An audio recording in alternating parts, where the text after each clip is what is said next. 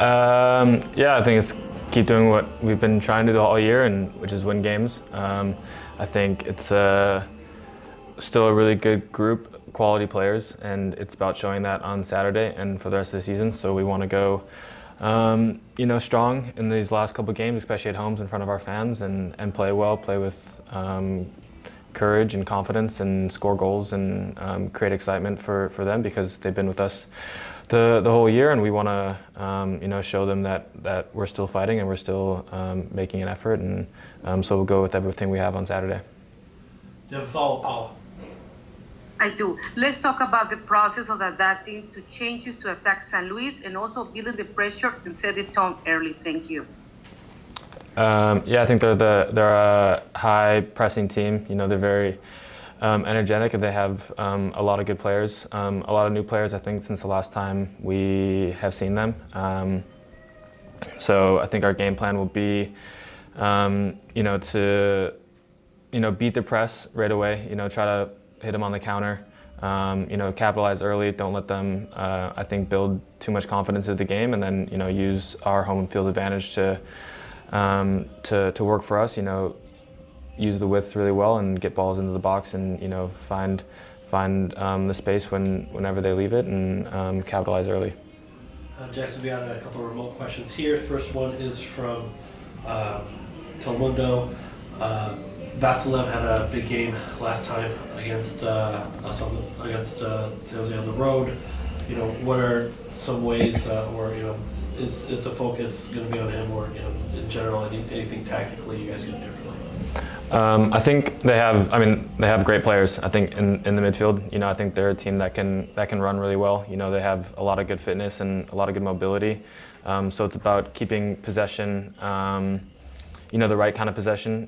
Definitely want to be able to break their press, and then they're talented players. I think every team has them, and these guys definitely have really good players in the midfield and attacking, and we want to get pressure on them early, not give them time to think and turn and make decisions, and then I think we want to limit our mistakes, and so I think it's about having a good game plan, staying compact, playing and pressing together as a team, and not allowing their guys any freedom and mobility, especially in the middle of the field.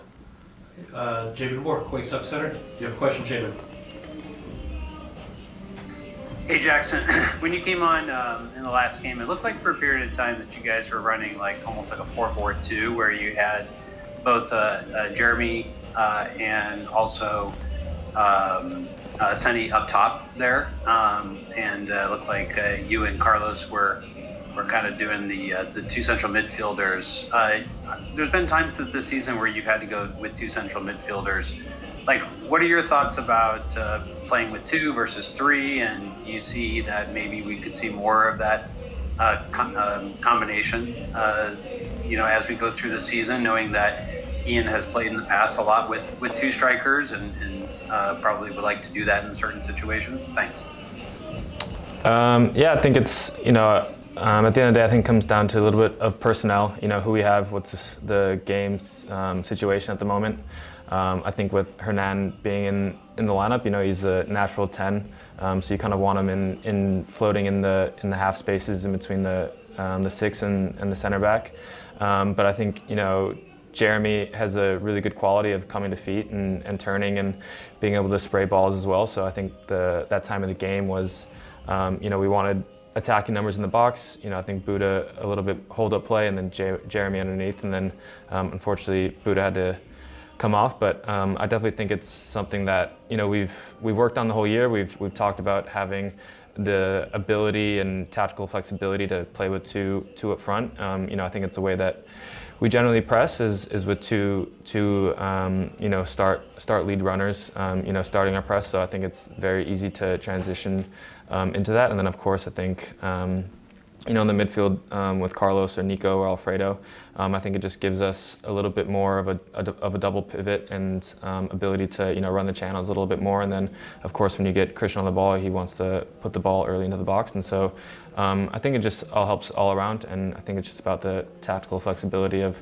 what the game will present. And so I think that'll kind of be based on team to team and situational, but it's definitely something great to have in the player personnel that we do have and that can come into the games. we have time for one more question. This one's really from Ted Ramey. You had Beckett, 9-year-old cancer survivor, at training today. He's going to come out as an honorary captain for MLS Cancer Month.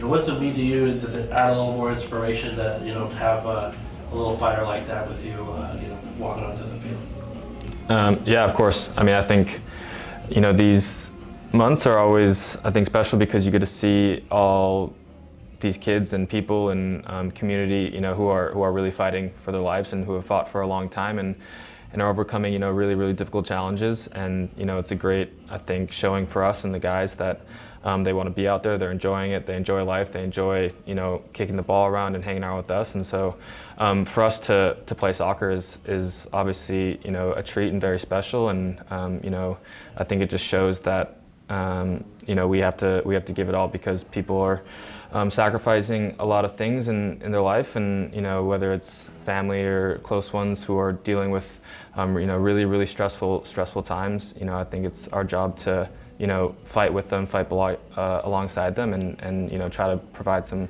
entertainment and tell them that we're with them, and we want to see them in their best light. And so having little kids or people come out and honorary captains I think is excellent. I think it's great across the league, and we're looking forward to tomorrow and stepping out on the field with them.